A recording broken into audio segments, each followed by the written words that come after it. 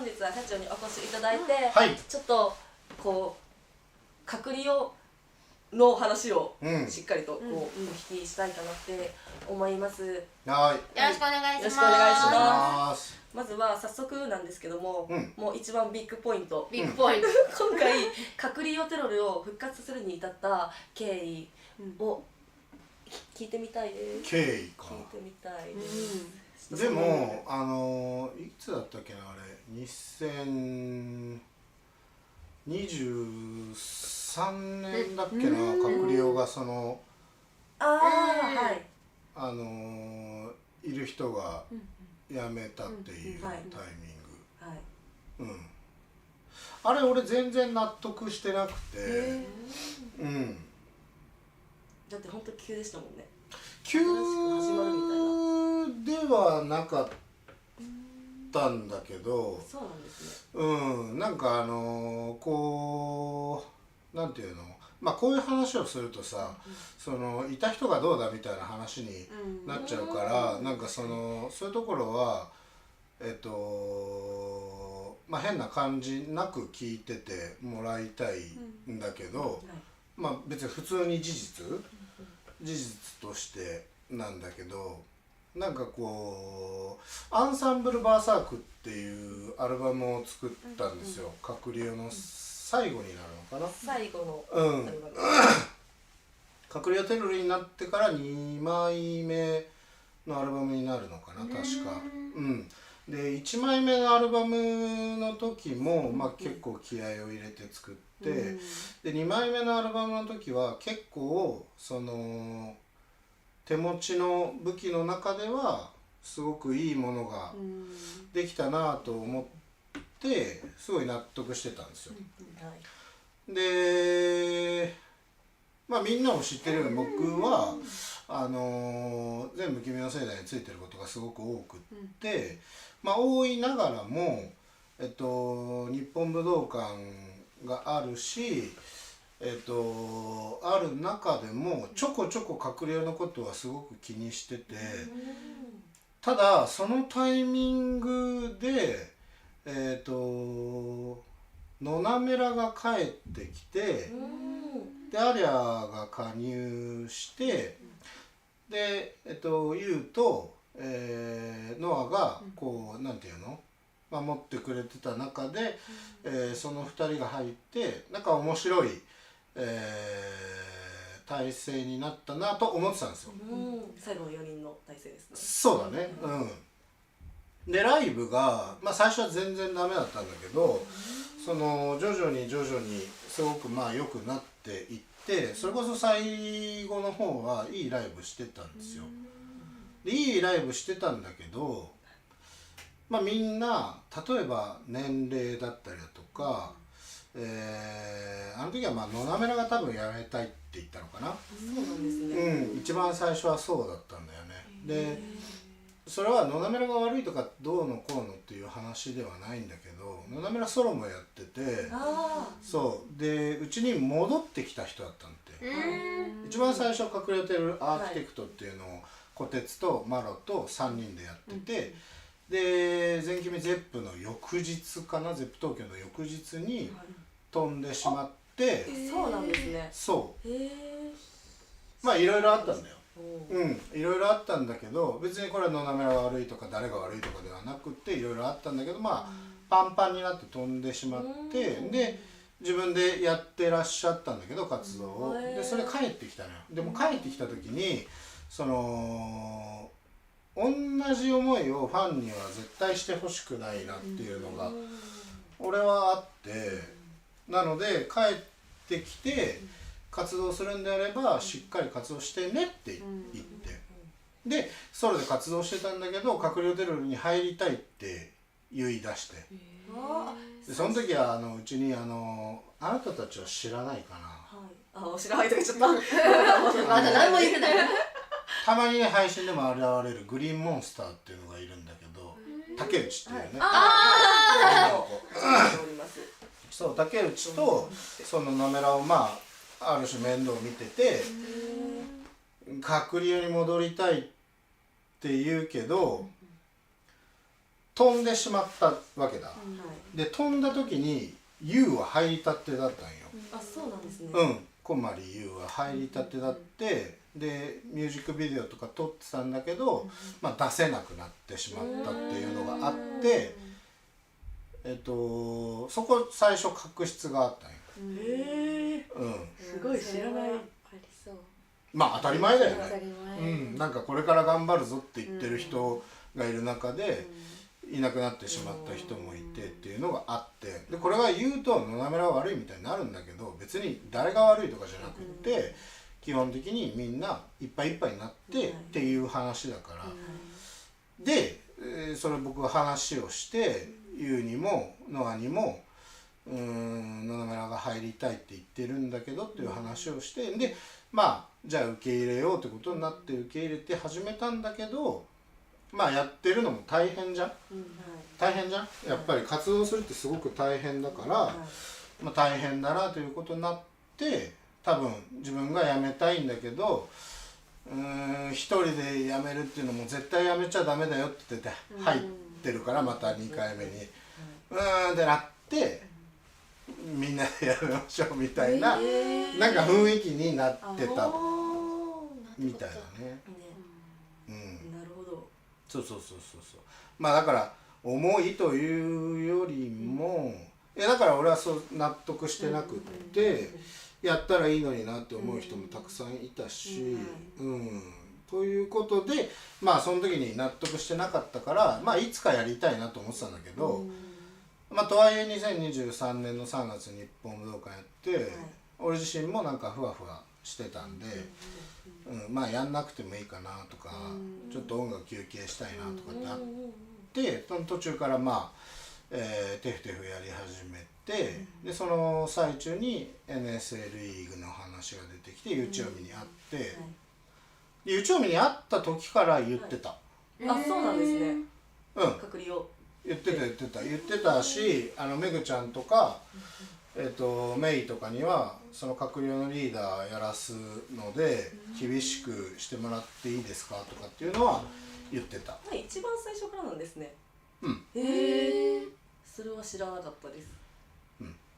ゆちが聞いたのは天の尺ツアーの途中の楽屋でお前は閣僚のリーダーだって聞いたのが最初だった。まああなたに言ったのがその時のタイミングだけで、決まってはいた。決まってはいたというか、やってもらいたいなっていうのは思ってた。なるほど。それが今回新しい隔離を始めるに至った経緯という。そうだね。だから前の時は納得してなかったっていうのもあったし、まだまだやりたいことっていうのがあったっていうのが一番だけど、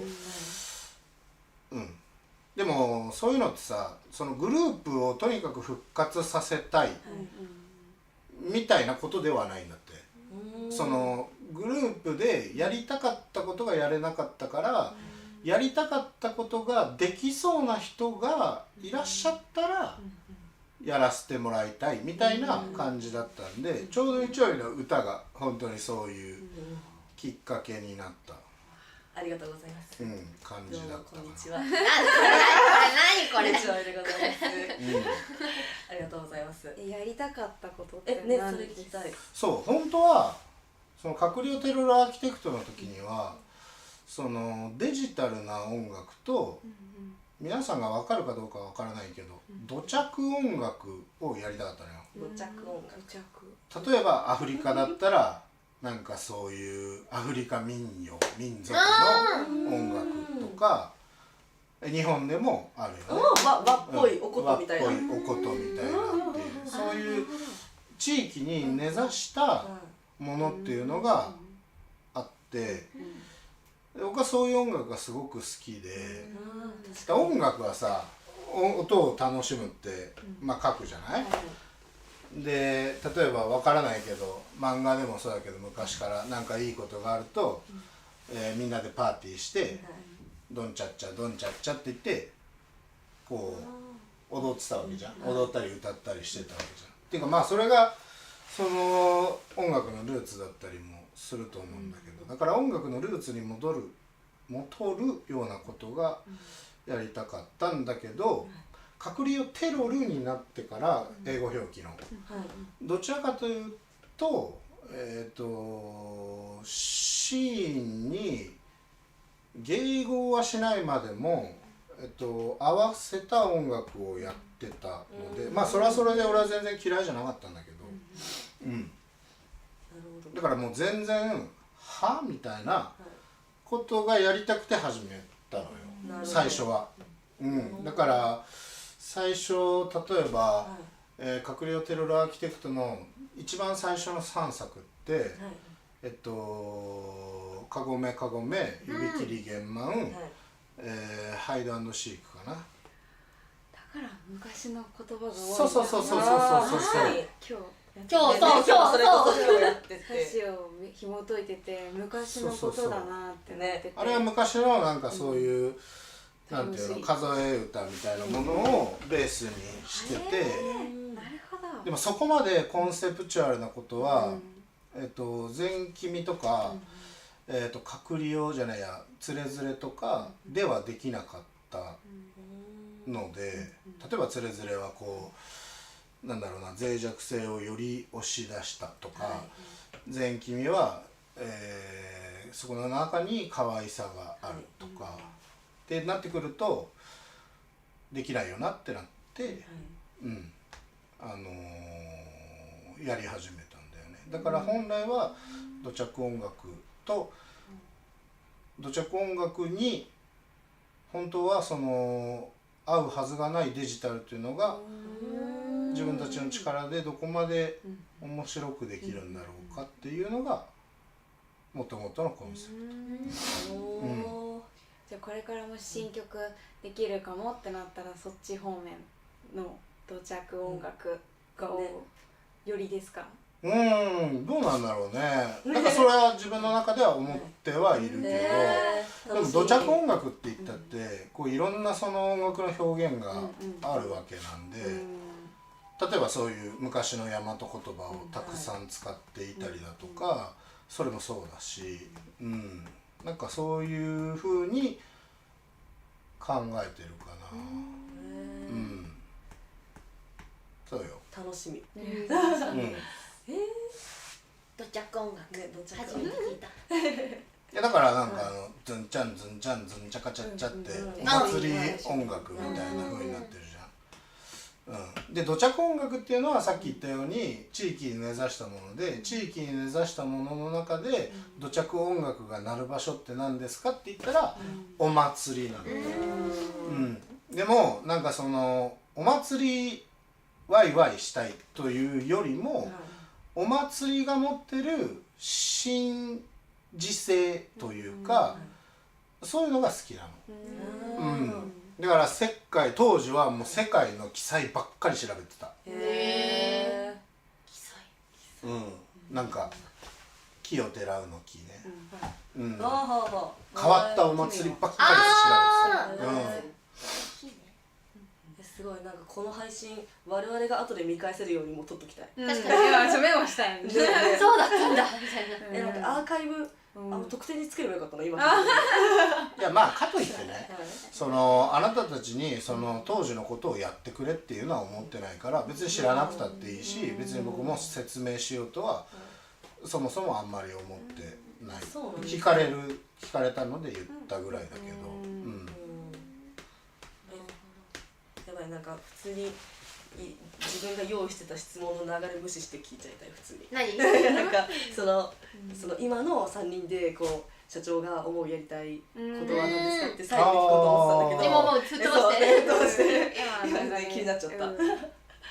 でもなんかやっぱ大事だと思うよ、その人は。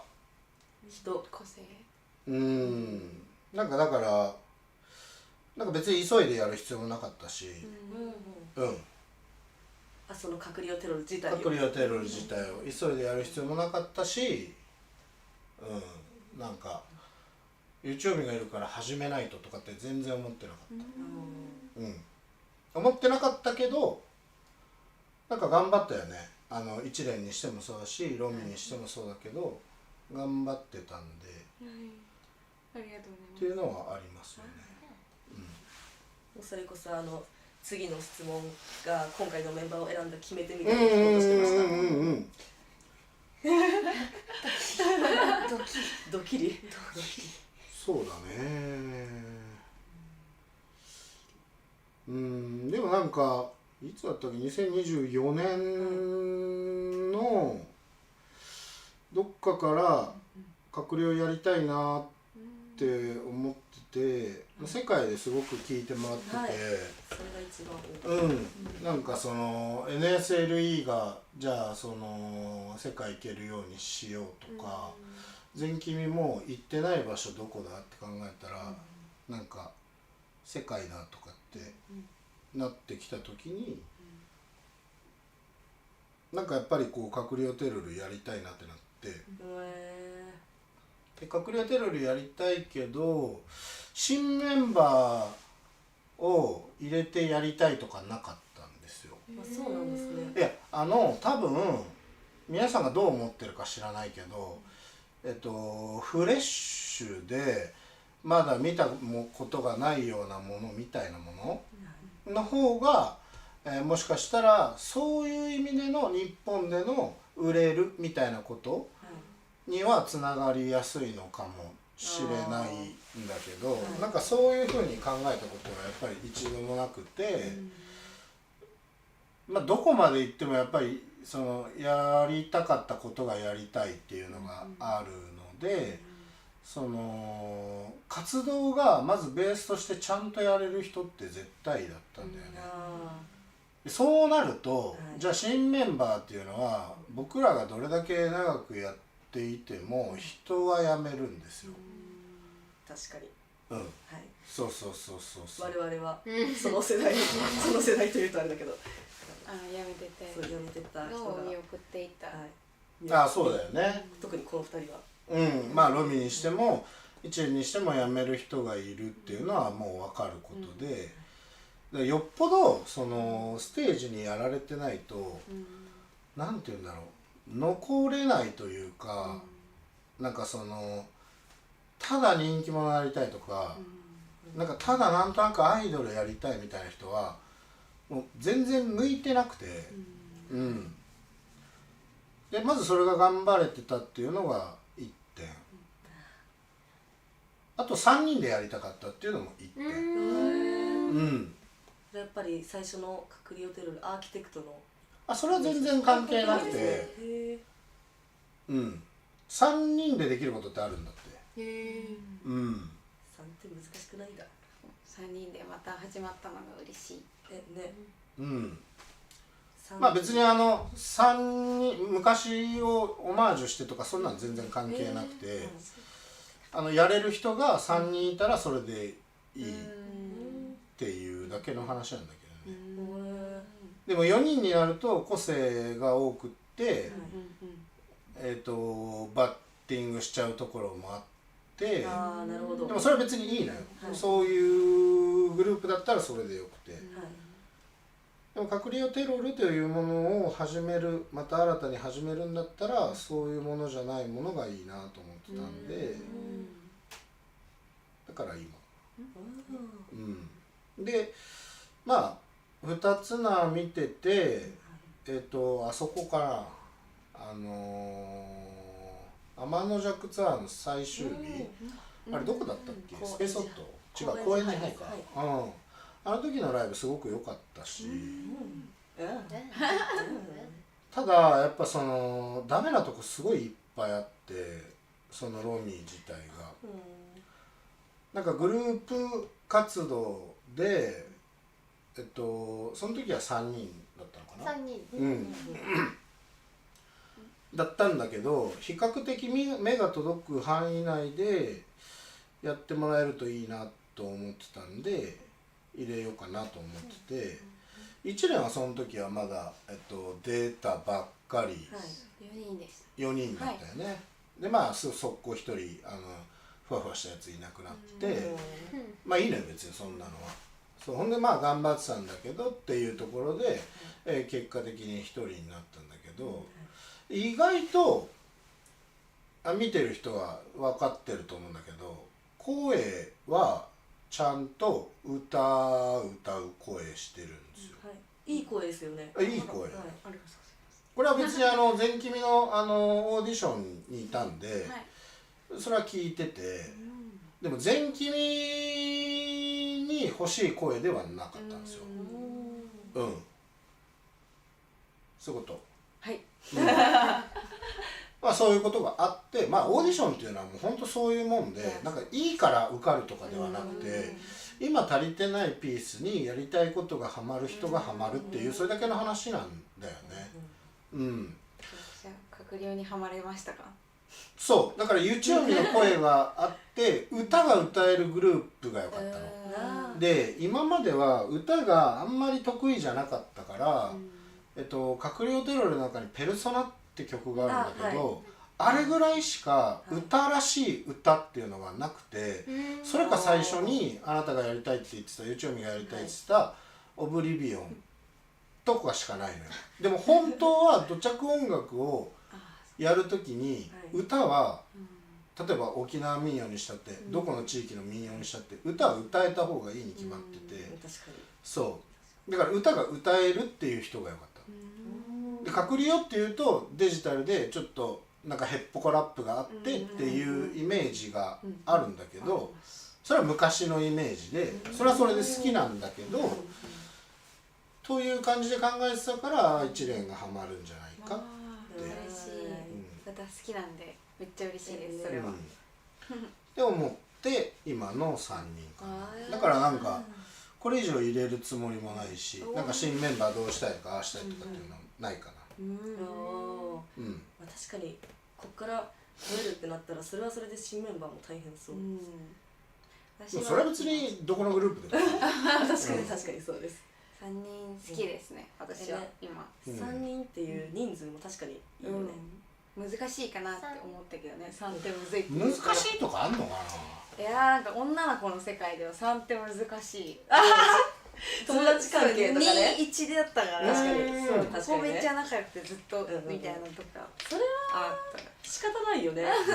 というか俺ね、いつもそれはね気にしてない、全く気にしてない。なんかそんなグループ内でどうのこうのみたいなんだからはプロなんだから自分で何とかしてよっていう話だし、仲がいいのか悪いのか俺知らんし、どっちでもいいのよ。どっちでもいいんだけど、それは活動するから仲良くいてほしいのはあるし、ただ、プロとしてしっかりなんかその辺ができる人であればいいんじゃないと思うし、いつもだから3だろうが5だろうが7だろうが何だろうが、いやそんなん自分たちでうまくやれよっていうのはいつも思ってる。そんな風ですね。いやゆち考えてたけどさ、もう全部聞き終わっちゃった順番。全部聞き終えちゃった。聞き終わっちゃった。どうしよう、どうまとめちゃおうかな。はい、なんか2人社長に聞きたいことございますか？結構序盤の方に今後の閣僚でやりたいこと聞いちゃった。確かにね。今後の閣僚でやりたいこと。はい。話さなかったですっけ？はい。その。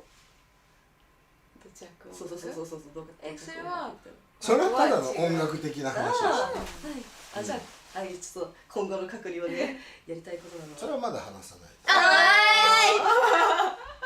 なみにこれから増えそうな曲もまだ。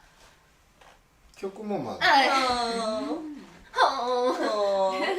今なんか新曲作りたいとかいやあんだけど、あんま思ってなくて俺。ああそうなんですね。で普通にライブできるようになったら。はい、それは本当に頑張ります。頑張ります。なんか単純に今3人が持ってるポテンシャルは全然活かせれてないんじゃない？それは本当に誠にその通りだと思います。だよね。はい。グーのでも出ない。なんか自分たちで一番よくわかるんじゃない？なんか悔しいですよね。ゆちもちょっと正直たまに言われますね。MSLE の時の方が歌うまいねって。の方が歌声が好きみたいな。MSLE さんはすごい歌だもんね。すごく歌、ラップとかよりも。どっちにせよでも閣僚でももっと閣僚に合った歌い方がゆちの人できるはずなんだろうけど、そう。ところがそう。よく言われます。いや本当にそう。いやなんか俺なんか今のはいもう俺おじさんだから言っちゃうけど今の人たち若い人たちはなんか対応力と汎用性が低くてなんかこれができる人ってこれできるよねっていうのができないことがあ多いんだよなるほどね。そこが嫌。あ、やばい嫌がられてる。臨機応変にそできるようにうだからあんま考えない人が多いのかな。ぐさぐさまあでもなんか僕らの時にはなかった SNS があったり、なんかネットがあったり、気になったらすぐ聞けるとか、気になったら調べてすぐ忘れるとか、まあそれだけ本当に情報も乱雑に置かれてるから仕方ないんだとは思うんだけど、なんかそこねもったいないなって思う。なんかロミとかポテンシャルの2割ぐらいしかできてないし、おお伸びしろがすごいあるね。見てるとね一番ムカつく。あやあばいら2割しか出てないからすごいあるね、隔離用の白がってことですよね。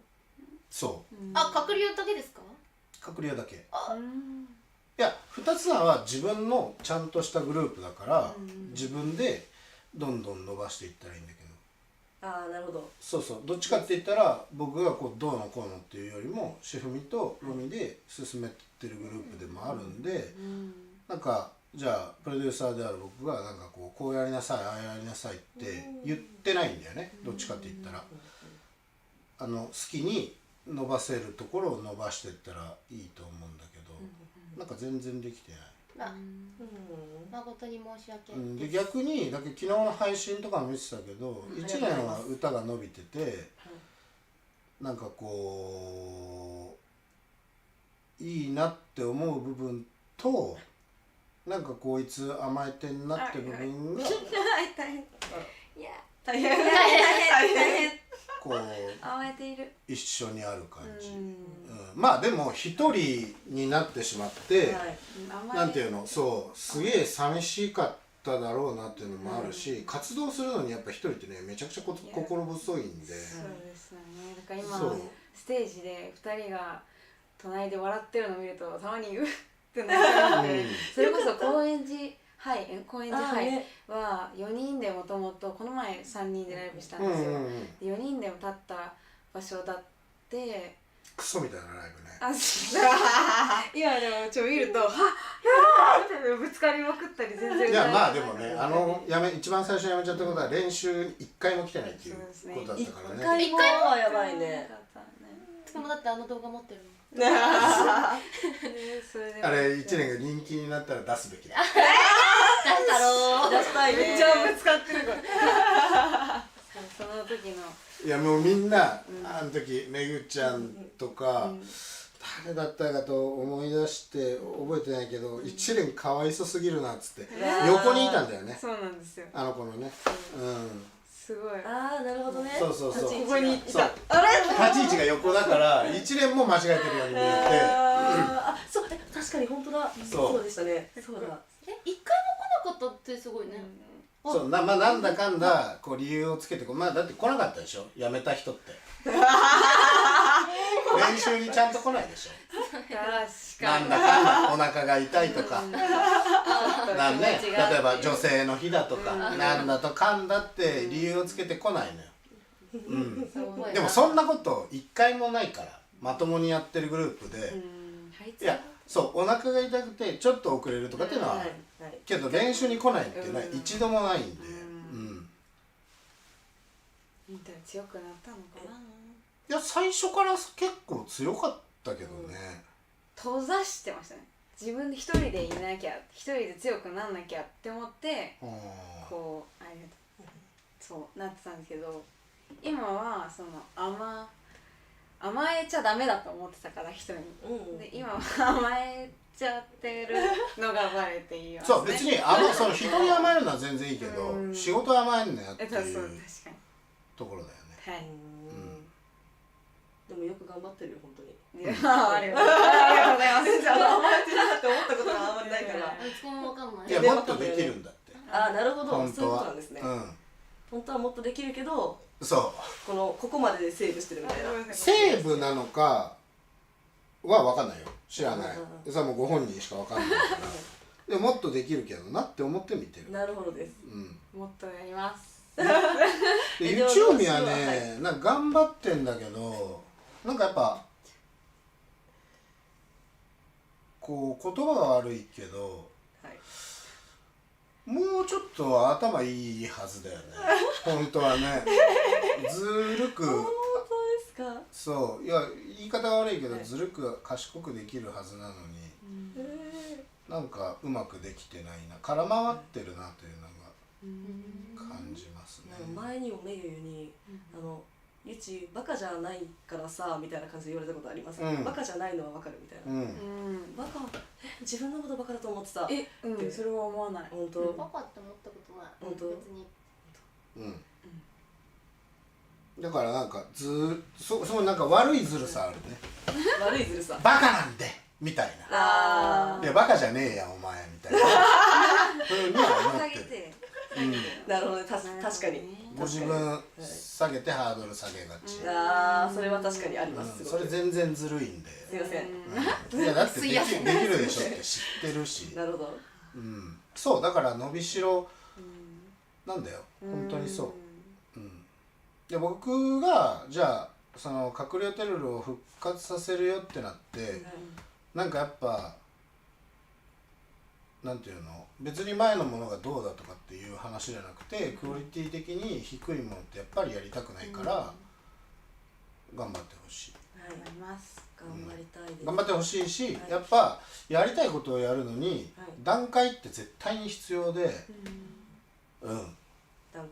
段階っていうのが絶対に必要なのよ。例えば既存曲が満足にやれるとか、確かに新曲が欲しいんだったら既存曲をできるようにっていうことですよね。まあ例えばだけどね。で例えばもっと細かい話で言うと全員ちゃんと話せるとかね。配信とかですか？いや別にプライベートでもミーティングでもとか。いやこんなんだってテフテフなんてまるで話せなかったからね全員があなたたちがあなたたちに話せなかった最初メンバー同士でですか？メンバー同士でも最初そうだ気を使ってたりだとか気は使わないといけないんだよ人間だから当たり前に気は使わないといけないんだけど気を使いすぎて話をしないっていうのは違うじゃんで話をしたらやめてしまうかもしれないってよく聞いたのいやそのレベルでやるんだったら、僕は言いなくていいよね。やめてしまうかやめてしまわないかをなんか気にしながらやらないといけないってことは、高めるとかクオリティを上げるとかそういう話じゃないでしょ。確かにそれ以前の。であったらもう好きにしてくださいっていう話だったね。私一回それに陥りましたね。嘘つきの一緒の時、言ってしまったらやめてしまうかもって思って、一緒に落ちていっちゃって「目を覚ませ!」って言ってくれたからもう一回こう上がれたけどやっぱり話さないと落ちていっちゃうなっていうのは経験したから一回話したよね。そう真剣な話をちゃんとしてから話せるようになりました。ちゃんと。もうどっちも経験しました。言ってやめて、言うとやめるから言わなかったらやめて。どっちもある。だから関係ないの。言おうが言おうまいがやめるやつはやめてしまうし、合ってるか合ってないかの話だし、自分も分からないわけじゃん。そうなんとなくキラキラしてて良さそうに見えたんで来ましたっていうのってステージに立ちたかったのか、SNS でなんかこう大人気になりたかったのか、何で人気になりたかったのか分からないのよ。あなたたち自身が分からなくて、あなたたちはでもライブしてみて、ライブってこういう風になんかこう満足感があったりお客さんが楽しんでくれたりで心がやられてここにいるので、それが最初は分からないんだよね。確かに、だからやめてしまう人っていうのは、まあ、別にうちじゃなくたってどこだって存在するし、特にね人気グループになればなるほどそう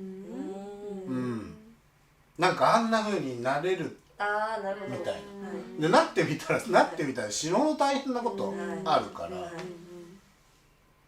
なんか強い思いがないと続けられないですよね、ステージに対する、歌に対する何でもいいそれぞれあるね何でもいい、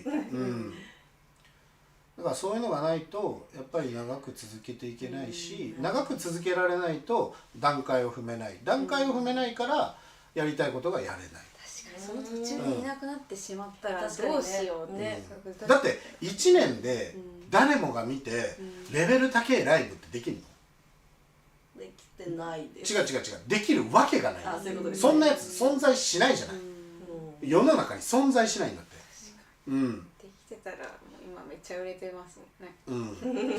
例えばねみんなが知ってるアーティストでエメっているんだけど、はい、わかります。アニソンとか歌ってる人ね、エメって活動歴が今何年ぐらい活動してるのか知らないけど5年ぐらいかな、ライブほとんどやってないの。そうなんですね、最初の5年ですか？最初の5年歌はうまかったよ、でビジュアルも多分あんまり出さないっていうこう方向性だったので、それぐらいはずっとやってなかったのよ。でそれの間じゃあ何してたかって言ったら当然ながら、ライブができるようになる練習だったりビジュアルが良くなるようにだったり、韓国のアイドルさんとかもそうだよね。ああ確かに、必死に何年も練習して高クオリティのものを出してくるわけだよね。だからそう考えたら1年やそこらでいや俺やれますみたいなやつがステージに立ってうまくいくわけがねえんだ。まあ確かに。で音楽業界で仕事をしようと思えば思うほどそんなの無理なんだ、存在しない。だからそうだね、今言ってくれてるね、活動期間2011年からかな。ですか？10年結構昔ですよね。だけどめちゃくちゃ前だよ。六芒星の夜だけ好き。知らないね。知らないな。ちなみにあなた作ってくれてる大輝、バニラメントね作ってくれてる大輝のお師匠さんがずっとエメをプロデュースしてて、そうなんですね。沢野さんっていう。いやまあすごい人なんだけど、だからそういう風に当たり前だけどずっとやってようやくなわけなの。なので例えばエジョイとか NSLE から数えたら1年とか1年半とかになるの？1年ちょいですね。そうですけど今ようやく経ったんじゃないっていうぐらいじゃん。その通りです。生まれたての小鹿状態からちょっとだけ歩けるようになったんじゃないっていう歩けてますか？ぐらいなんじゃないですか。ありがとうございます。歩けていて嬉しいです。ロミと一連に関してはもう経ったぐらいだね。だから本当立ちました。クララまだ歩けない。そうそれは年齢は関係なくてやっぱり、この業界にいてちゃんとライブして、ちゃんと音楽活動して、って考えたらまだまだどうしてもひよっこなんで、それはさすぐはできないよ。なので今は、私は特に見てないけど、そういう時期頑張って、そのライブのクオリティをちゃんとある一定のところまで上げなさいみたいな。段階を踏む時期ですね。クララ走ります。練習生です今。まあそんな感じだね。全員こう歩けるようになったら次のステップって感じですか？背中を見ていくよ、歩いている。走るまで行かなきゃ。走るまでダッシュ。まあでもそれもね、なんかその段階によるんで、なんか新曲作りたい段階だなって思えばそうするだろうし、今は別にそんなあんま思ってない。やりたい曲いっぱいあるし。そうですよね。もういっぱいありますよ本当に。なんか全然そういうのを考えずにやりたいって言ったら何やりたいの？どれにしようかな。切る。私ずっと一曲絞りてこれやりたい。ずっとノッキルがやりたいって言ってます。ノットキルド。はい、やりたいです。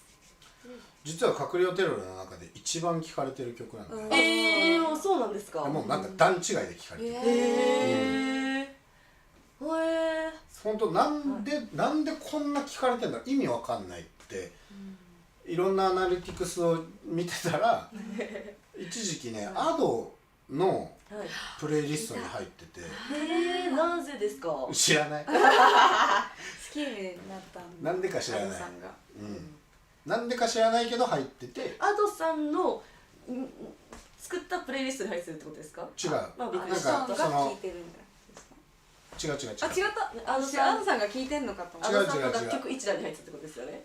そう、要はそのプラットフォーム Spotify とか、どこだったっけな、Spotify だった気がする、Spotify がまとめてるアドプレイリストみたいなやつの中に何か入ってるじゃあアドさんの曲みたいになっちゃったってことですか。違う、だからアドを聴く人が聴くような曲なるほど。の中に入ってた、どこがと思うけど分かんないけど入ってたんだよね、それがきっかけだったんだろうね、バカみたいに聞かれてる、いまだに。でも確かにマジでかっこいいです。かっこいいかっこいい。大好き。大好きだってかっこいいの。何曲？マジでさ、本当にそれこそ昨日の夜にもう全部こう曲名はあんまりこう見えてなかったですけど流して聴いてて、これもいい、イントロから全部ワクワクするからいいですよね、閣僚の曲って。はい、突然早口になったんですけど。私西軍とか好き。最近なんか全然違った曲調だなって思って好き、やってみたいなって。結構人気だよね。みんな言う、やってやってって。あれだよね、閣僚のファンの子たちが好きなんだよね。西軍。フワユーとかも好き。フワユーのなんだっけ。フワユーのなんでしたっけ。ゆちおみはないの？ゆち、どうしよう。ずっとゆちが配信の前とかで言ってるのは、果てで食務ハムね。ハム、にゃなな、ちょっと漢字が読めないですよね。果てで食務。最後が読めないよね。そう。あれはなんて読むんですか？見せて。果てで職務きなる劇場とは書いてるんですけど、そのままですか？果てでハムきなる劇場。そう、これがゆちが歌ったらゆちっぽく歌えるから好き。歌ってて、そうすごい曲調がすごい好き。それがフレーグ。好きですよ。あれなんかさ、良いって言ってた曲あったじゃん。つくもり聞かせて。ニョじゃない？ニョか。ニョって読みますかこれは？ニョです。ニョじゃない？ニョか。いや、閣僚はさ、なんかそのあんまり肩肘張らなくて作れるから、すごい良かったのよ。タイトルとか俺死ぬほど考えるタイプだけど、ニョとかはタイトルなんか2秒ぐらいで決めたから。ニョめっちゃいいんですよね、あれ。そう。大好き。私もマジで夜中に聞いてて気持ちよくなっちゃって「クー」とか言いながら聞いてたんです。一人で来たみたいな。西軍好きなんだな。西軍人気ですね。あとあれカプリッチオ、この間教えてもらった。なんだカプリッチオって。カプリッチオなんかなんちゃら曲みたいな。閣僚そうがこれだ。カプリッチオって読むの？カプリッチオって読むの？これがめっちゃやってみたいけど、イントロっていうか最初の部分がめちゃめちゃ難しくて、ラップがちょっと。ちなみにこれってなんて読むんですか？木の温度、鬼の犬間温度。鬼の犬間温度。これもいいね。いろはにコラージュ。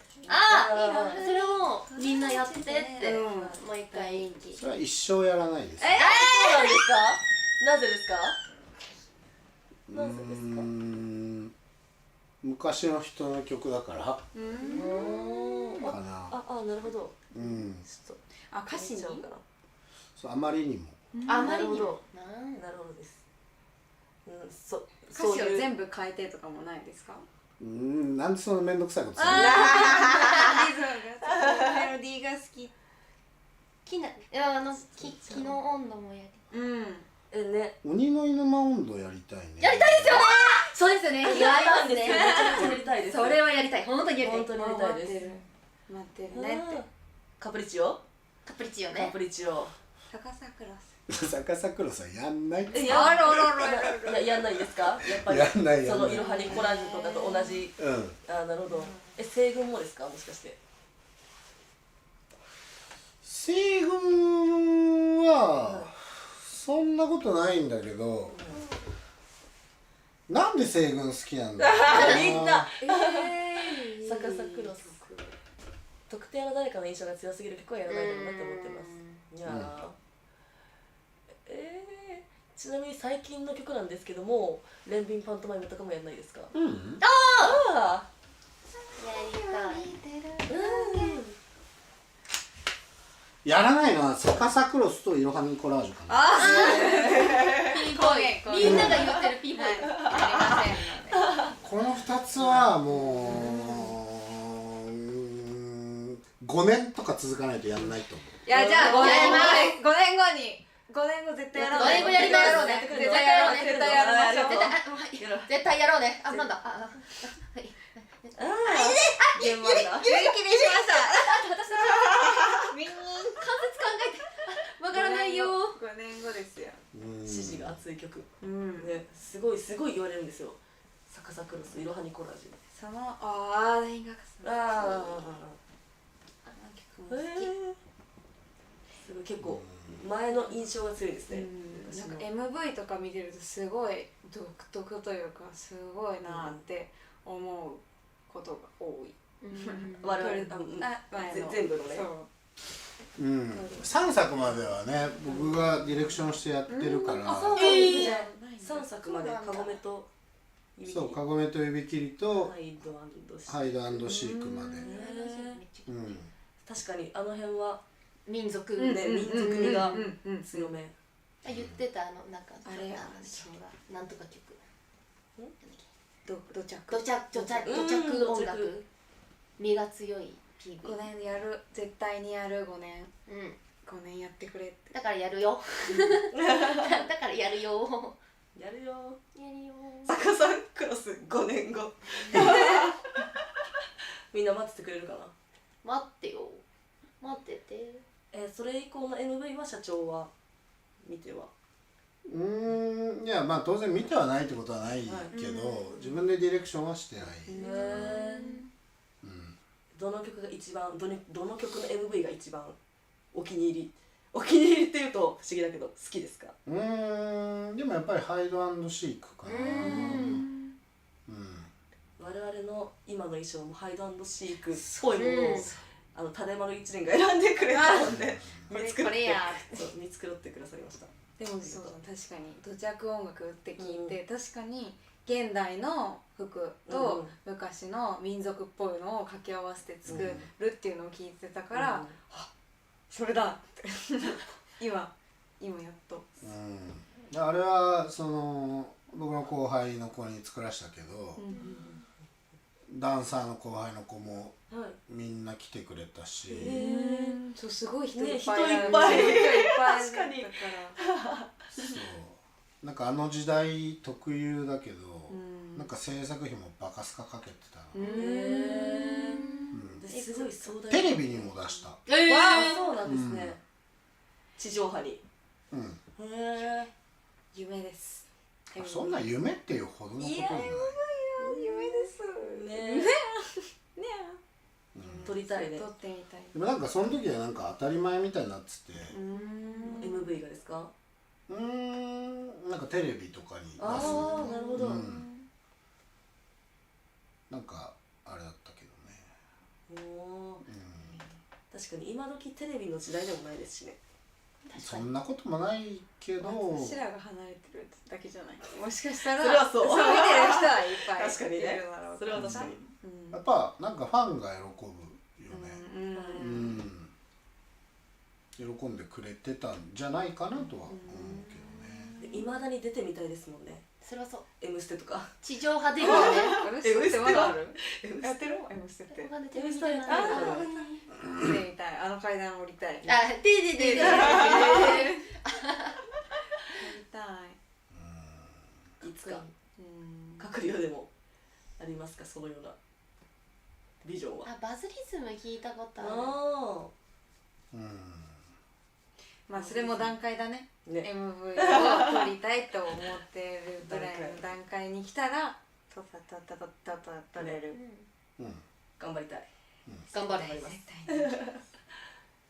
すそれこそなんかその MV の撮影の現場に行ったりして、ああこの間ね手伝ってくれて、で自分こうカメラの後ろで私は自分がもし撮られてた時の表情とかめっちゃやってて顔動くなとか、でも絶対多分いざカメラを向けられた時にクッて多分なってしまうから、ちょっとこれからも MV を見続けてどう動いていくかっていうのを研究していつか撮れるようになりたい。ね、マジでこの間の全キミさんの MV の撮影はマジで勉強になった。んそれはそう本当にすごい勉強だった。ね、なんかそれぞれのキャラっていうかに合った動き方とかしてて、それこそ今の我々の課題でもあるけどね、本当にキャラを立てる、 3人でのブランディング大事。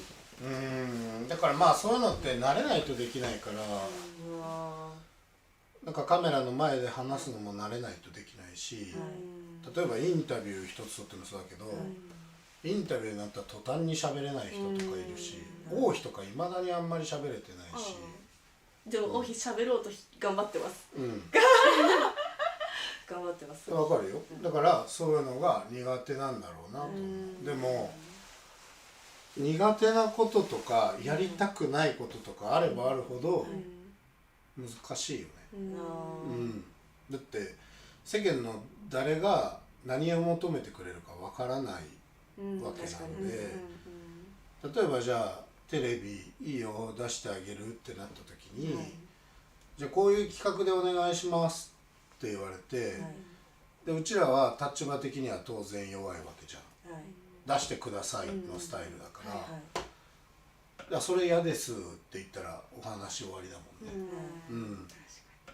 何でもやりますって挑戦しない。いやそうだからそのなんちゃら坂道とかさ、なんちゃら坂道、なんかそういう AKB みたいな人たちでもやっぱりバラエティやったりするんだよね。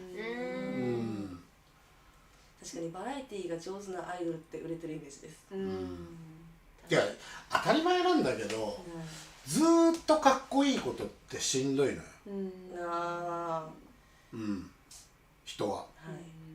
じゃあ例えばジャニーズで SnowMan と SixTONES が同時デビューして、SnowMan の方が今圧倒的に売れてるよね。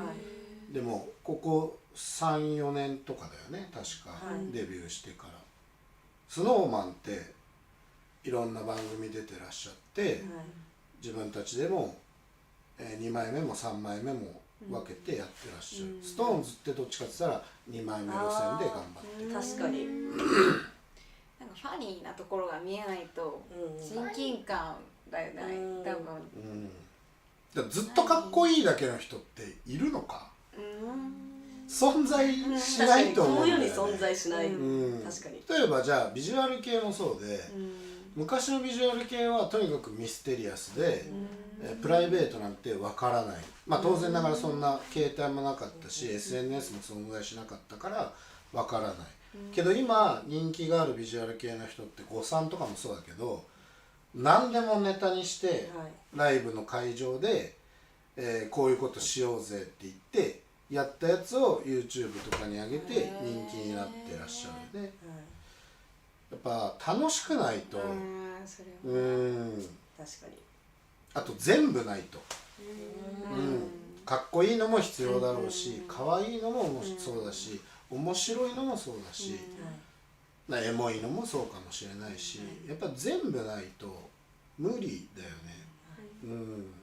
ね。で今ね、そのコメントくれた子とかは、例えばじゃあ僕がいた事務所とかも知ってるけど、本当にその人たちぐらいだから、黒夢の清春くんと、ラルクのハイドさんから、パン君方面で言うとブラフマン、これぐらいしかいない。かっこいいことだけやってる人。存在せん、持たんから。何十年ずっとかっこいいって無理や。ラルクのハイドでさえ最近ちょっとバラエティーも出てますもんね。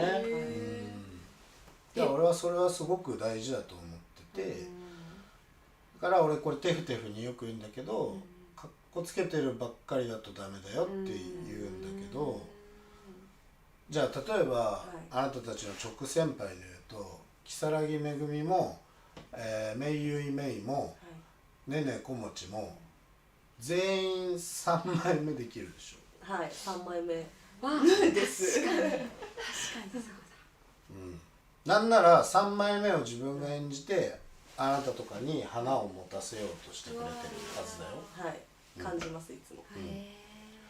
でそういうことがやっぱりできないと長く活動はできないし、長く愛されたりはしないよね。ずっと俺がカッコつけてたら言うことずっと聞ける？しんどくない？確かにかっこいいとか悪いとか別にして、ずっとカッコつけてる俺だったら、無理があるだろう。確かに最初の方はなんかその潔癖なんかすごいもう壁をすごい厳しい方だと思ってて、でもちょっとそのファニーなところが見えてきた時にすごく接しやすくなった、話しやすくなったから、多分これもファンの方も同じことを思ってるだろうなって思って、確かにね。そうじゃん。ずっと多分壁があったら、カッコをつけてたら向こうも、この子どんな子やってなっちゃうから、わかりやすい。そうだね。そうだからそういうのはすごく大事だし、カクリオはなんかそういうのをどっちかって言ったら前面にも押し出しているので、やっぱり変化できる人がいいなって思う。で俺そこ上、例えばロミとかそうなんだけど、なんかこうライブ中にこう楽しくなってわーってなったまま進んでいってしまうけど、ああいうのをこのセクションはこうしよう、このセクションはこうしようってできるようになったらいいなってすごく思う。切り替えてなります。頑張ります。確かに可愛いとか面白いがあるからかっこいいが引き立つ。そうそれ逆もしっかりかっこいいがあるから可愛いが引き立つっていう。全部ないと全部引き立たないよってことです。それがやりやすいのがかけるね。そう。でもどんなグループでも絶対に必要で、どんなアーティストでもかな。なんかやっぱりこう肩肘張り続けるっていうのはやっぱりしんどいですよ。でそんなのは見てる方もしんどい。なんかもう気合い入れてみないと見れないんだよな、こういうバンドはって思うバンドはやっぱり長くは続かないよね。フラッと見に行けるようなライブ作れるようにとか、なんかこうパッとこうなんていうの、気が抜けててもいいというか、そういう部分があってもいいような人たちにはなってほしいな。確かに結構今我々全員前に全力いや大事だよ。大事、すごく大事だし、なんか若手芸人みたいに一生かかってんなって思うのも大事だよ。大事だよ、それは。それがないとそういうのができるようにもなんないから、すごく大事なんだけど、トータルではそういい感じにそういうね脱力ができたり、人間力が見えるような人たちになってくれないと困るよねと。はい、他にありますか？はい。はい。かくりお。やばい、全部飛んだ。ちょっと。ありがとうございました。本当に。なんか聞いてなかったことあったのに。なんだ？30分。テンパったの。入っていった直後ぐらいにさっきもそうだった。違うこと一瞬考えた。そうちなみに話したかったことって何ですか？あ、そう。はこれ、あなたたち閣僚テロルいのメンバーだけど、はい自分たちのグループあるじゃん。はい、はいそれについてってどういう風に思ってんの？どういうふうにこれファンの人も気になるのかなっていつも思うんだけど、どういうふうに自分のグループがあるじゃはいん。うん。どんなつもりで閣僚やったり自分のグループやったりしてんの？はどんなつもり？どんなつもりどんな気持ち？私は今一人でやる覚悟もちろんできてるし、やっていきたい、一人でもやっていきたいって思ってるけど、やっぱりメンバーを増やしてそっちでもツアーとかもしてみたいし、やっぱり可愛いっていうその分類が今この事務所になんだろう、ちょっとこの嘘つき内緒っていうのは唯一ある。なんていうんだろうな、そうね、性癖がないからね。あるんですけど、ちょっと違った可愛いがあるから、そこは守り続けていきたいし、その路線で行きたい。で閣僚はそのお祭りをちょっと奇妙なお祭りみたいなのの全然違った自分を出していきたいっていうのはあります。他の人はどうですか？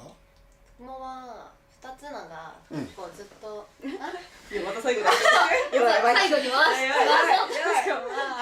そうそう2つのは可愛いよりかっこいいばっかり、そのままね表現するのにかっこいい狂気ばっかりだけど、閣僚だと可愛いもちょっとアホっぽさも、で儚いとかちょっと苦しそうな感じとか全部その閣僚でできるようになって、まだできてないです私は、まだ全然できてなくてかっこいいばっかりになってしまってるから、そこでできるようになって、でちむ太郎はもう全部できるから2つのでそうやって表現することができるから、ちょっとでも追いつくように成長します成長したいと思ってます、はい。一応ね。はい。ゆちどんなつもりで NSL をやってるかってことですよね。とか閣僚とか。どっちも。シンプルにゆち NSL の楽曲大好き、歌いたい。閣僚の楽曲大好き、歌いたい。いっぱい歌えて、いっぱい好きな曲が歌えて、幸せでやってます。全然さ、別にこれ正解とかもないし、どうあってほしいとかも全くない、全くないんだけど、お客さんからしたらお前ら兼業ばっかりじゃんとかって思いがちだと思うんだよね。で、10年前とかだったら確かに僕もやんなかったと思うんだよね。だけどみんなうちはほぼそうじゃん。でそうじゃない子もそうじゃないなりに当然ながらまだ出てこねえなとかって思うかもしれないけど考えてんのよ。でそれってなんでかっていうのを俺説明したことないなって思ってて、なるほど。そういうのって聞きたいんかな。気になりますよね。聞きたいです。でもまあなんつうの当たり前の話でもあるんだけど、その世間一般の人たちがどうしてるかは知らないし興味ないからどっちでもいいんだけど、うちって超ロングツアー多いじゃん。はい、多いですね。多いよね。ゆちおみでも NSLE で一番多くて何公演もあったんだっけ？あれが多分20弱ぐらいですね。そうだよね、20弱なんだよね。でこの間例えばファームに行った時にさ、ミュージックファームに行った時に、インタビューしてもらってたよね。であの時になんていうのすごい回りますよねとかって言われてたでしょ。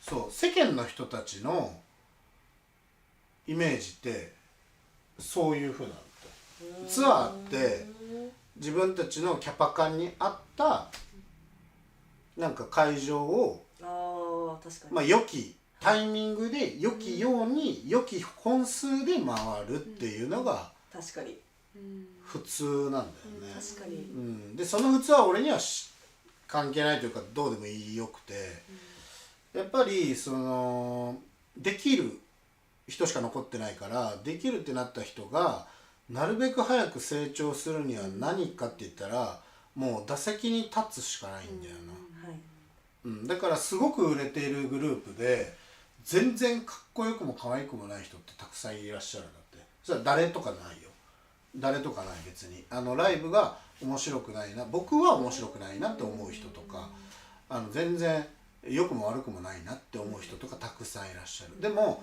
SNS では人気があったりだとか、いろんな方法があるんだけど、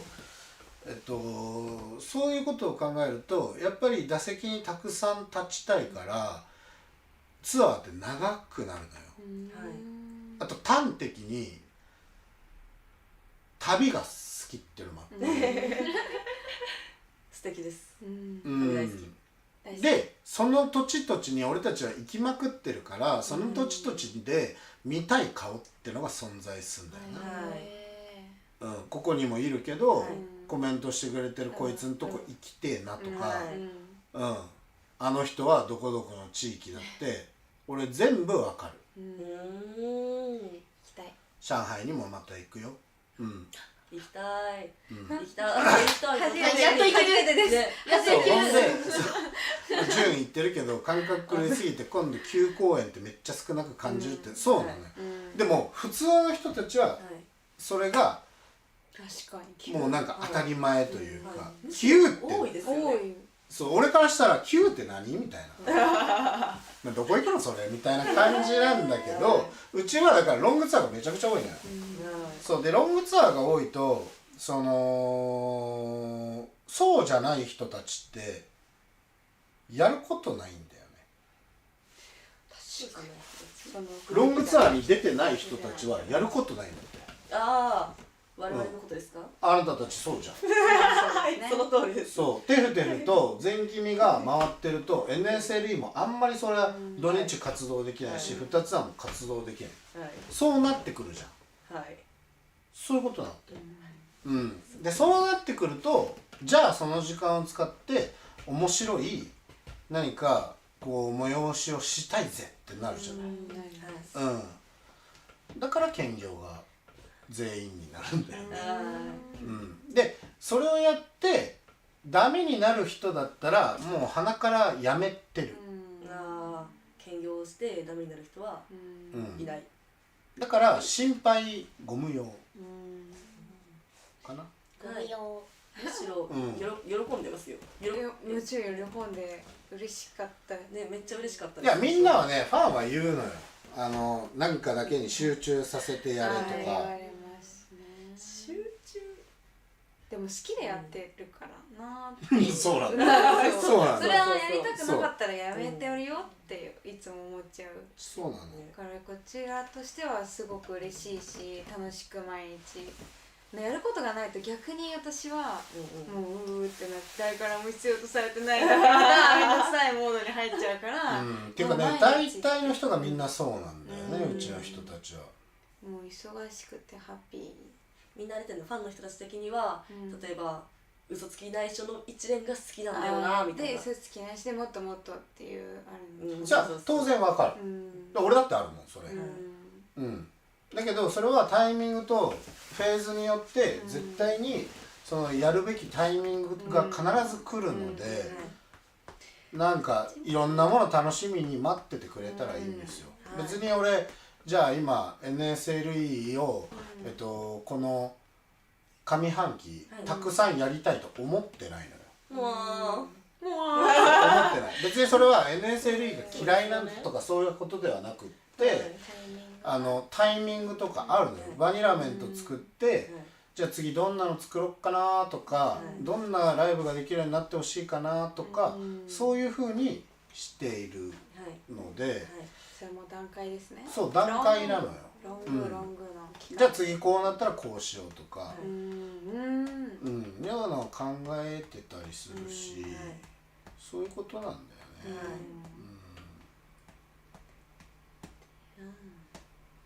まあみんなそうだと思うよ。兼業スタイルっていうのは、その当然ながらなんかこう疲弊するとかってなくはないと思うんだけど、ただ生きてる人の方が圧倒的に多いと思うんだよね。まあね、そういうふうに考えてやってたりするんで、だから今いる人たちで誰をしてくれても大丈夫だよって思う。ああ、確かに今不安に思ってる方たちも多いですもんね。いや、分かんないけどそういう人がもしいるんだとしたら安心してください。そこは安心していいと思うよ、はいでそうじゃない人だったら入れてないな。隠れように隠れるんじゃない、子供メンタルに。いや、子供メンタルには全然入れてると思う。じゃなくて僕が触る何かに触れてもらえてない、ね、いやだってですね。時間使ってお金使ってやるわけでしょ、僕が触るものっていうのは。それはポッといなくなられたら困るじゃない、そうなので今ここにいらっしゃる人たちは大丈夫なので、絶対いなくなりません。なんかそういう風に応援してくれるといいかな、でもなんか応援する人にもやっぱあるのよ、そのフェーズがちゃんとあるし、なんかやっぱ人気になってほしいと思うんで、人気になれる人になってくれるといいですけどね。はい、人気になりたいね、隠れよテロルで。なるよ。世界になるよ。なるよ。でもまあ時間がかかりますよ。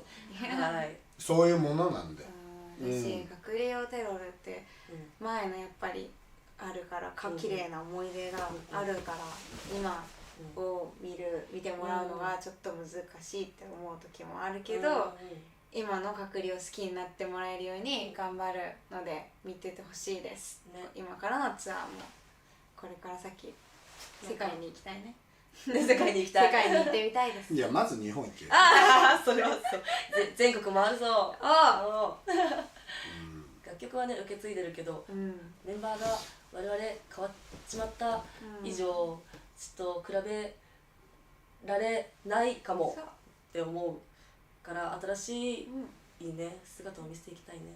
歌い方もね、感じ方もそれぞれみんな違うのでね、同じ歌詞だけど違うように歌うかもしれないしだってつくもはつくもだもん。いちはいちだもん。たではたでももん。ただそうもみたいな。たではもん。たでだもん。だもん。だもん。ね。まあそういうことだよね。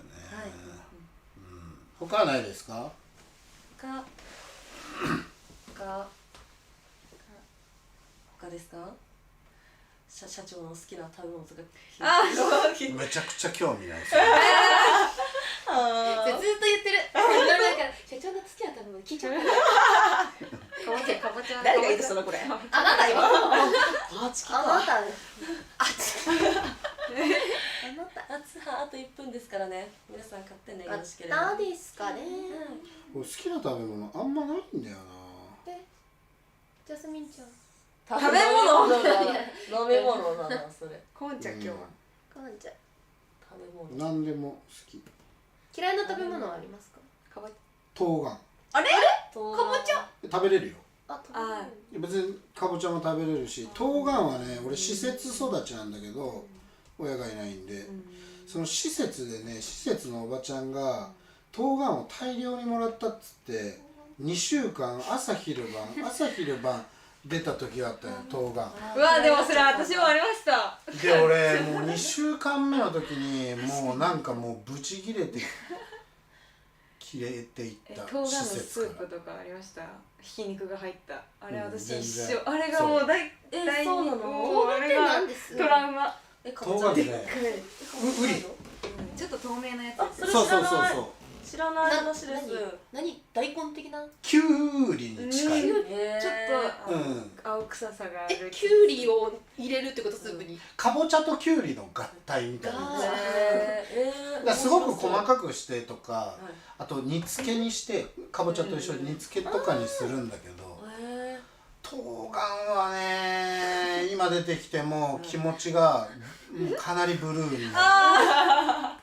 食べたことあるかな。ないか。美味しいそう美味しい美味しい全然美味しい。でうん俺は思い出的に、そう子供メンタルとかやってるけど、子供メンタルじゃない仕事もやってて、自分でブライダルのレストランとかもあるんだけど、たまに気まぐれで厨房を手伝ったりするのよ。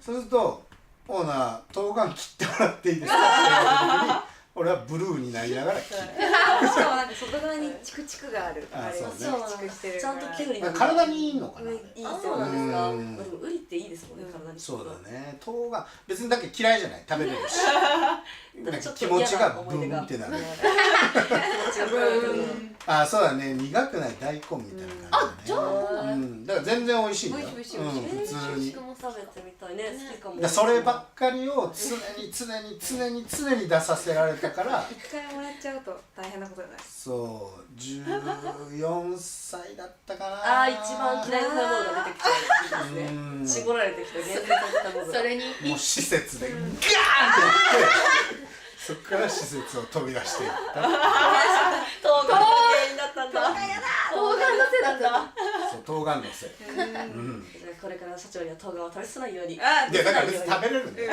食べれるけどはいブルーな気持ちに。そうあんま嫌だなってう。いう気持ちになる。皆さん何が好きなんですか？好きな食べ物。うん最近私魚肉ソーセージが好きなんですよ。うんなんでたまに食べるとふとちっちゃい頃の思い出が蘇ってきて、意外と美味しいって思って今5本ぐらいお家に。でさ、魚肉ソーセージ美味しいけど高高いのあれって。なんかなんなら節約飯だと思ってた。そう魚肉ソーセージって。安かったよ。そうだよ、普通のソーセージより全然そっかなんかああいうシャウエッセンとかの方が高いでしょ、やっぱ。あと1本食べるだけでこうダイエット食みたいな。で3本入りで200いくらとかじゃない190でも1本100円。私はそれを一食としている。ねそうそうそう。いやもっとちゃんと食べて。今日のお昼は魚肉ソーセージ。何さゆちおみは何が好きなの？うちマジで好きな食べ物ないんですよ。ない俺もないんだよね。別に何でもうまいよね。はい、何でも美味しいです。お寿司お寿司お肉よりお寿司ぎる。お肉よりお寿司が好き。一番何を欲する食べたいなってなる確率が多いとかあーでもゆちは甘いもの大好き。あへ大え。好きですよ。確かにそう、いつも菓子パン食べてる。それやめた方がいいよ。私はいつも言ってますよ。菓子パンは菓子パンだって適当な時に食べちゃうんです。何も考えれない時。強制がね。そうある菓子パンはね本当にダメ。なんか糖尿になって一番最初に言われた。糖尿病の人に何を食べちゃダメって言わないんだって。余計食べたくなっちゃう。ああなるほど。だけどなんかやっぱ調べると必ず書いてある。ダメだあとあれですよね、カップラーメン。ダメ、どんどんノットですよ。カップラーメン塩分。ダメなんですか？塩分。あんなに音なって安くて美味しくてそうね油も多いですよ。でロミは何何が好が好きなの？きですか？もうマナタンですあね。何マナタンですです。いやなんかなんか違うんだよそれ。好きな料理に入ってこないんだよそれは。入ります入りまはいす。もうだって何年も長いこと好きなんですよ。あそうなんだ。ずっと好きですうん。流行る前から好きでと言ってる。いやもうちょっとどんな料理か説明して。辛くて違うもっとなんか辛いんだ。概要を説明して。概要麺はどういうふうに？麺はいろんな麺を入れられるけどデフォは春雨ですこれがいいんだ。春雨だけどトウモロコシ麺とか牛すじ麺とかいろんな麺がお店であるけどデフォは上には麻婆。麻婆じゃないんですよ。麻婆じゃないあ違うんだ。どんどん全然麻婆じゃないですどん薬膳スープ的な中国の結構スパイシーな味でそうすよね。スパイシーオブスパイシーなスープの中にいろんな具材入れてあいろんな具材入れるの。はいへーどんな具材でもあそうなんだ。はいわかりやすいのだったらじゃがいもとかキそうャベツとかもありますし、へーなんか中国だけにしかない謎のかまぼことか。あるね。ああいうのとうんかあとはあれなんだっけ雑巾雑巾千枚千枚っていうお肉。どこですかあれは千枚千枚どこだっけ臓器。千枚まあわかるよ。そう小腸のひだじゃない？うんあそれだ多分。へーそれですひだの部分なんだ。それですひだです。ひだひだのあれを入れたりとかとにかく美味しいので一度食べてみてはどうでしょうか社長大丈夫です。あいつかバータン食べましょうね。マーラータン食べに行こうぜってなったらマーラータンしかないんでしょ。はいはいそれしんどいな。俺何でも食べたいか確ら。かに確かにいろんなそういうイメージそうここにいっぱい並べたいのよ。確かにでも中華料理屋さんにたまにあるマーラータン。そうなんだ。でもこれが楽しいんでしょ、選ぶのが。そう確かにこれドーンって出てきちゃう。これがマーラツアーはどこに行くんですか。はい、今回のなんと閣僚テロル告知させていただきますありがとうございます社長、スパイラルヘリテージって噛んじゃった閣僚テロル初めてのツアースパイラルヘリテージが3月6日より始まりますはいはい。始まります。もうソロだね。そう今週ですね。 5日、4日、あと4日。初めてのツじゃアーあいいんだよ。もう投げんだよ。はい、3月どこに6行くのか日吉祥寺プラネット K はい東京東京です。はい名古屋柏、高崎。群馬高崎群馬うん横浜、うん。大阪、横浜。横浜バズフロントです。仙台。宮城東京で最後がなんと渋谷ギャレット初めてのワンマンまあですここは思い出の地、閣僚テロルの思い出の場所なのでね、はい絶対に私たち埋めたいと考えております、そんな簡単に埋まるかよ。いや、聞く努力します。そのツアーで成長します。なるだけいっぱい来てほしいあなる気持ちですなるだけねなるだけねなるだけ仙台初めて行くってかえね初めて行くとこ名ろばっ古屋かりです。千葉群馬神奈川大阪宮城ですね東京以外だとまだまだだね。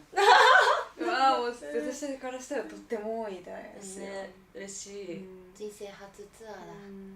どこが一番楽しみですか仙台や。でもどっか一番とか言ってないんだけどやっぱ行ったことないから仙台に。仙台ねすごくいい街だよ。っていうかまあいい街じゃないところの方がないな。ああそれは確かにどの土地も大好き。大阪初めて行った時たこ焼き買ってくださったの覚えてますか？全然覚えてない。じゃあ感動したんですよあの時。あんなに美味しいたこ焼きがこの世にあるんだって早朝です。早朝に買ってくださいました。私の人生のそうたこ焼き早朝に絶対つくも2人に食べてほしいたこ焼きあるから本当に楽しみその場の地域の食べ物も楽しみだし。やっぱねどの地域もね本当に美味しいものすげえあんだよ。いつか47都道府県ツアーしてみたいです。47都道府県。はい行ってみたい。隔離をこそやってみたい夢です。47都道府県ツアー。なかなか大変ですよ。はい大変そうです。行ってらっしゃいみたいな。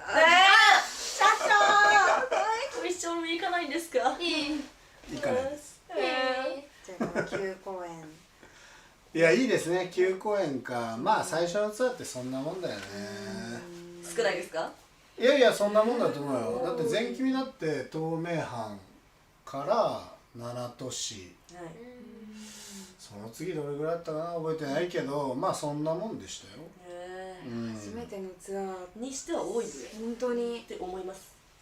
ツアーってもう本当に私はこの業界に入る前に夢ってだからツアーっていう響きを最初聞いた時夢叶うね一つ夢が叶いました。叶いまでだまだまだ叶います。でも成長しなきゃいけないっていう心をちゃんと持っていかないと、多分本当にただのライブになってしまうから、一つ一つの公演を大事にしてもう成長していって最後はかっこいいライブできるように頑張ります。集大成をね。はいまあそれはいつもですね。はい、結構自分はプレッシャーに感じてますね。何の？このねこのツアー全国各地もあるじゃないですか、きっとその現地のまだライブ見たことない読み人さんとかも昔をねいるだろうそうかからいないですかねもしかしていないですか？今の閣僚ちょっと見たるかねいないですか？ねいてほしいですけど逆にそれで好きになってもらえるようにならないといけない、成長した姿を、今応援してくれてる人たちにも見せないときっともういいやってなっちゃう可能性が非常に高い、最初です以後のチャンス、チャンス、でもツアーはそれ今潤が言ってるけど、やっぱ初日からファイナルまでの成長って、まあ、どんなツアーでもどんなやつでも多分成長絶対するんだよね、だから好きっていうのもすごくあって、楽しみしかも2人は2ステージだもんね、ずっと。だ。そうですね。嘘つきないショット、隔離ホテルと二つな新一さんで回らせていただきます。えげつい、多分ゆちよりゆちさん一つのステージしか出ないからさ、もう2人にでもでもあれなの、課題がね、そう2つのね出るからギアは上がってる。でも課題としてその体力が本当に今足りていないというのがあるから、このツアーで体力つけないとって思ってます。じゃあなんかはい、しんどいとか口にしない方がいいよ、それはしたら私は多分もうブーンってなっちゃうから、しんどいとは思わない。なんかそれさえ言わなければ、勝手に体力もついてる、気力っていうかもう気合いですよね、もう体力だって別にめぐみちゃんとか尋常じゃないなって思うけど、別に体が強いわけでもないし、なんかもともと体力がめちゃくちゃあるとかでも全然ないんで、ライブの時にある、だからやっぱり気力から来るんだと思うよ、気持ちを強くね、気持ちを本当に強く持ってお客さんに負けないぐらい飛びます。ジャンプジャンプって言う。いやうちの客なんかにそう簡単には勝てますお前らが1年ぐらいおったぐらいでこいつら何年いてくれてると思ってるの。それは確かにそう昔です。イズムの時とかもそうだよ本当にすごいですもん。いそんな簡単に勝てると思うなよつかいやだから俺最初に言ってるけどいつも言うんだけど、新人の子たちよりだってこいつらの方が思い入れ強いもん。それはその通りです。でこの子たちいなかったら俺とっくに昔に辞めてるし、でそういう子たちをなんかこう不安にしたりだとか、なんか裏切ったりとかするっていうのがすごく嫌なの、はい、だから頑張れる人を選んだし、って思ってるんで、はい、まあ、いつか勝てるといいねいつか勝てるぐらいまで走り続けます。はい。そうだよ。だってこの人たちはツアー来て、ツアー来た終わった足ですぐ仕事に行ったりするんだよ。昨日も思いました。いるでしょ、いました。そういう人。私見てると、ねじゃあちょっと1時間とか寝て出勤とか言って、本当にありがたいって思って。ありがたいってもう当然そうだし、もう屈強な戦士たちなの。本当に普通に尊敬してます。いつまでも屈強、ライブにいる時も屈強だし、その後の生活も屈強だから、そうだからそんな簡単にね勝てると思う。胸を借りるつもりではい。回ってきてください。ありがとう、いつも。いつもありがとう。これからもよろしくお願いします。そんな感じじゃないですか。ありがとうございました。はい社長お招きしていつもよりもちょっと深いようなお話をさせていただきました。ありがとうございました。そして我々3月6日からね初めてのツアースパイラルヘイテージが始まりますので、そちらも皆さんよろしくお願いします。よろしくお願いします。本日は社長ありがとうございました。とんでもないです。それでは皆さんまた後日お会いしましょう。後日4日です。配信ライブが4日にあります。そうだした。また配信でお会いしましょう。はい。ありがとうみんな。あ、こっちか。いっぱいいい話が聞けたね。ありがとう。おやすみなさい。ゆっくり寝てね。ありがとう。ありがとうみんなこれからも